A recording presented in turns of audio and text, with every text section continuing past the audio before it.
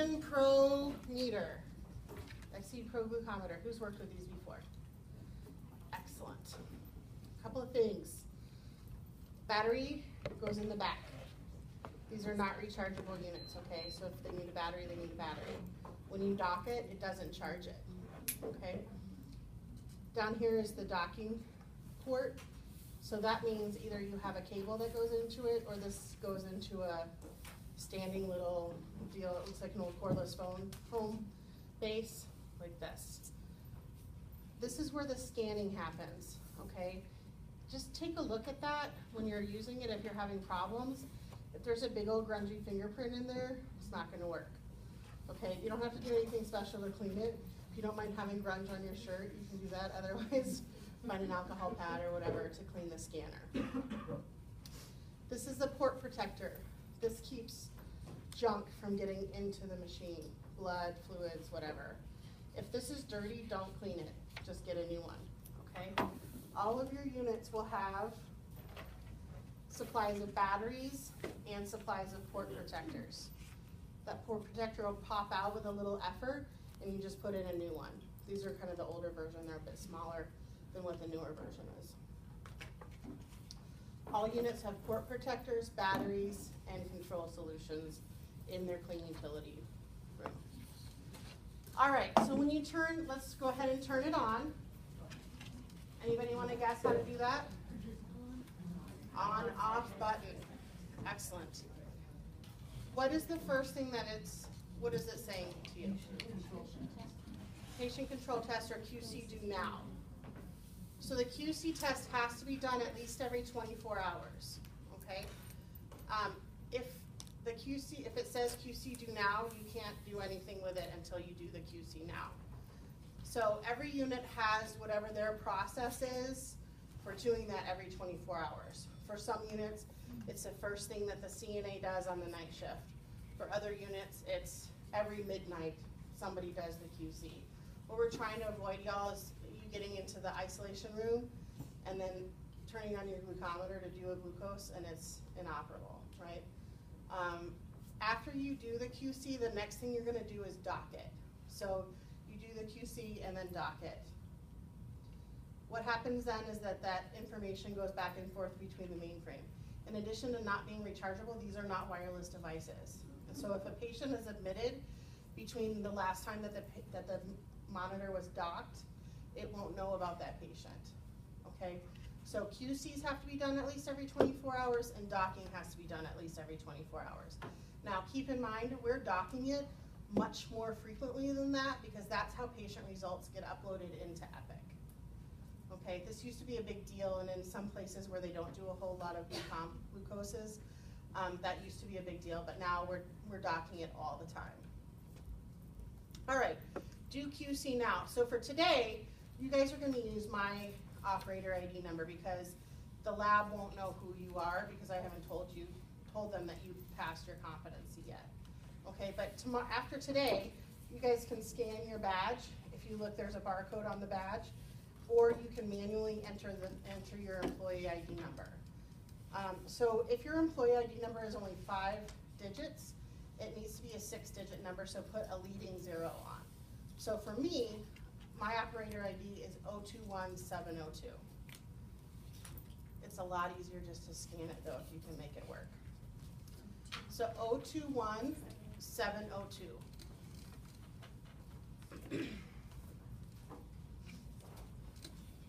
So what's the next thing it says? Scan or enter low-level solution. So solutions come in pairs like this. You don't need to memorize which one's which, it doesn't matter. Just make sure you're picking the right one. It says low on it or it says high on it. A couple of things about these solutions. If you look at the side where all the dates and numbers are, it'll say date, and it should say EXP and then a date that's 90 days from when it was opened. These solutions are good 90 days after their after they're open. Unless, of course, the manufacturer's date predates that. I found 2 more solutions. Who was sharing? So if you go to do a QC, and your solution has no date, throw it out and start over. If you go to do your QC and it says, 021 702. If it says EXP and a date that's already passed, throw it out and start over. If it just says a date, throw it out and start over. For some reason, these little QC bottles are some of the things that are audited more frequently than anything else in-house. All right, so when you open it, you're gonna write EXP and then 90 days from the date today. All right, what's next? Scan strip lab, right? So when you scan your strip, it's gonna put all kinds of information into the computer. It's gonna put in the expiration date, the lot number, the calibration information, and what the highs and lows are. For our glucometers, they will read actual glucose results from 20 to 500. Anything outside of that will either say less than 20 or greater than 500. But our actionable areas, you guys, this is on the test, I'm gonna give you a heads up. It's 50 to 450 in adults and 45 to 250 in neonates, okay? So for my women's care folks and my NICU people, 45 to 250. For adults, it's 50 to 450, sorry. So when I say actual areas, what do you think some of the steps you're gonna do if you get that result? So an actual lab draw to the lab, and then if it's hypo, we're gonna treat hypoglycemia, and obviously we're gonna notify the physician, okay? And then of course treat the hypoglycemia as well. So 45 to 250 in neonates, 50 to 450 in adults. All right, so you put it in. So these can be a little bit tricky. You guys, nobody seems to be having any issues, so I'll just quickly mention it. Try to tear horizontally across the package rather than down, because sometimes it gets a little bit tricky when you're trying to tear across the actual strip.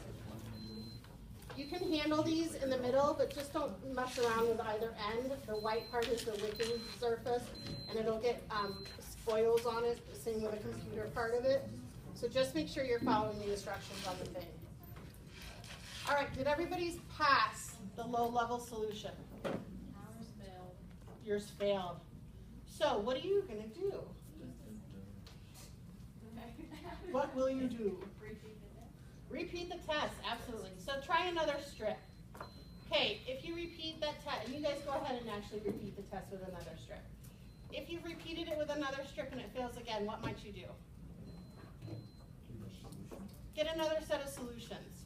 If it still fails, you might want to check the battery, make sure the batteries are okay, and oftentimes the lab, that'll be one of the first things that they check, and they'll be like, it's fine, it just needs a new battery. If you've tried another strip, if you tried another solution, if you've tried to change the batteries and nothing is working, you can print out a form that's called the glucose meter exchange form. Again, this is available on the hub right now, and I'm sure it will be available on the source when it's time. You can just print this out. You fill out the top portion and you carry this with the broken glucometer over to the lab, which is in the second floor of this building. And they will do a one-for-one exchange with you. It's not like other broken equipment where you tag it with the red tag and take it out of service and put it in the soiled utility room, and then you have to hunt down a new piece of equipment. This is a one-for-one exchange. Your unit should always have the appropriate number of glucometers on the unit. Questions about that? Where's the lab? Second floor of this building. All right. Did y'all pass the second time? Yes. That's good. All right. So everybody passed the high solution. Perfect. So what does it say now? Patient test or control test. What are you guys going to do first? If you're on the unit? Dock it. Absolutely. How often do you need to dock the glucometers? Every 24 hours. Perfect. Okay. So let's pretend we're going to go do a patient test now. So everybody select patient test. ask for my number again, so do 021702. Just thinking that, I was like, whoops. Everybody good? What are your choices now? Scanner, enter visitor number. Okay, 99.99% of the time, you're gonna scan your patient's armband and it's gonna ask you to confirm the year of the patient's birth. So you're gonna put in the last 2 digits of their year. So say it's 1948, you're gonna put in 48 and enter. That's 99.99% of the time. Then you're gonna prep your patient's finger. These are the Lancets that we have. They are pre-spring loaded. Oop, and that one's discharged. They're pre-spring loaded, so when you're pulling off the top end, don't hold the spring part because you'll discharge it. And just twist this end, okay, and then it'll fall off basically. Don't do a big pull because you'll discharge the spring again. Clean your patient's finger, allow it to dry, the alcohol to dry, poke the patient's finger. When you're ready, it just a quick little push. Wipe off the first drop of blood, apply the second drop of blood to the thing. Okay. If for some reason, oh, and you use that blood immediately. You'll see that again. If you go to scan your patient's armband, so let's put in a pretend number. Let's just do 911, 911, 911. And tell me what your monitor says.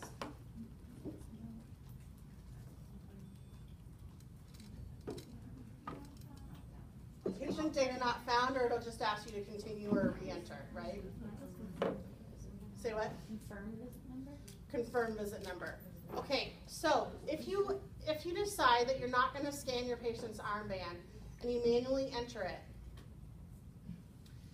there is a way to override it, like in the case of an emergency. But let's talk about patient data not found right now. So patient data not found right now. Maybe there's something wrong with the sticker. Maybe there's something wrong with the barcode. Maybe the meter hasn't been docked since the patient was admitted.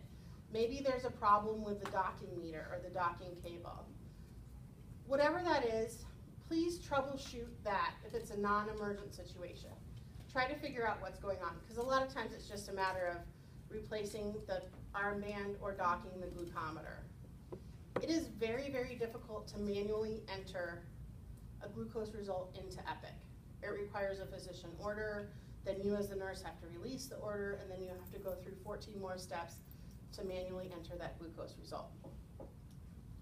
It is better to just take a minute and do some troubleshooting stuff than to go down that other path. If it is truly an emergency and you put in a number and it doesn't read it, 911, 911, 911 is the only other number that you should use for an emergency, okay?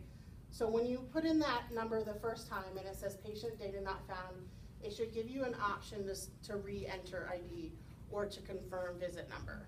And if you put it in a second time, it will then give you the opportunity to continue. It will give you another option to override it. But that is the only number that you should ever use in an emergency situation. What happens is that result can't ever get uploaded into the patient's chart because there is no 911 patient, right? And when you dock the machine, it's automatically going to upload that and try to put it somewhere. So again, you'll have to get a physician order for manual entry.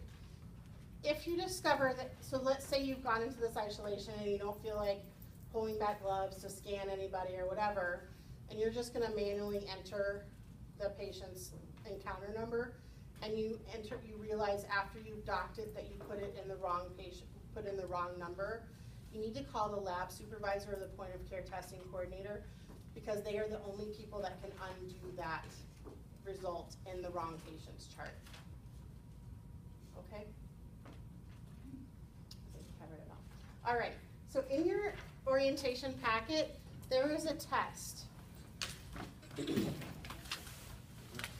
should be towards the back. At the stapled side, it'll be the last couple of pages. It's a glucose competency and a glucose test. It looks like this, guys. Is that right? I just need you guys to take the test now.